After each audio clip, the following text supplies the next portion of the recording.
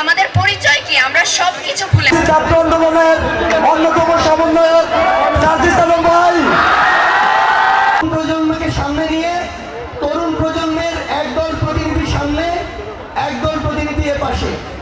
আমি কি ঠিক দেখতে পাচ্ছি? আমরা কি সবাই একটি সুন্দর বাংলাদেশ গড়ার স্বপ্ন দেখি কিনা?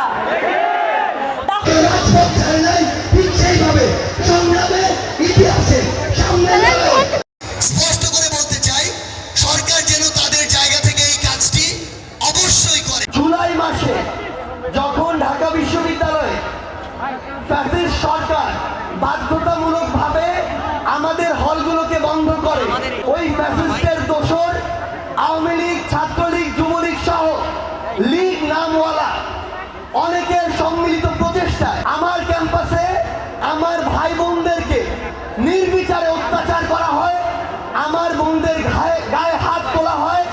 সংবিধানের যে বিষয়গুলো রয়েছে সেগুলো পরিবর্তন করা উচিত কিনা? সামনে অনেক চ্যালেঞ্জ আসছে, সেই চ্যালেঞ্জগুলোকে মোকাবেলা করা আমি এখনো দেখতে পাচ্ছি। আমরা কি একটু সুশৃঙ্খল হতে পারি সমস্যাগুলো শুনতে এবং আমাদের পক্ষ থেকে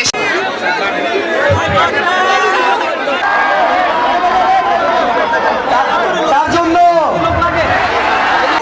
এখনো আশেপাশে অনেকে বিশৃঙ্খলা করার চেষ্টা করছে। দিয়েছি তো রক্ত, রক্তের বন্যায়, রক্তের বন্যায় ভেসে যাবে অন্যায়। আব্দুল হাসিব রাহান ভাই, সকলে একটু জোরে করতালি দেয় তার জন্য।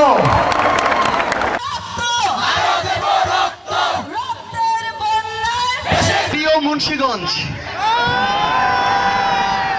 আমরা কথা শুরু করলে রোদ নেমে যাবে।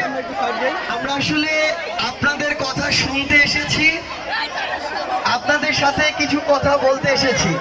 সামনে যারা কিংবা মঞ্চে যারা একই বয়সের সবাই, তাই কি না?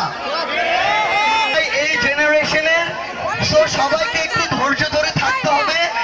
অনেক ধরনের অনৈতিক কাজ অর্জনের পর আমাদের বাংলাদেশটা এখন একটা ছাত্ররা সামনে ছিল বলেই এই দেশের প্রত্যেকটি শ্রেণীর জনগণ রাস্তায় নেমে এসেছে, সংহতি প্রকাশ করে আমাদের সাথে রাজপথে লড়াই করে গিয়েছিল, তাদেরকেও স্মরণ করছি। আপনাকে আমাদেরকে পেয়ে খুশি?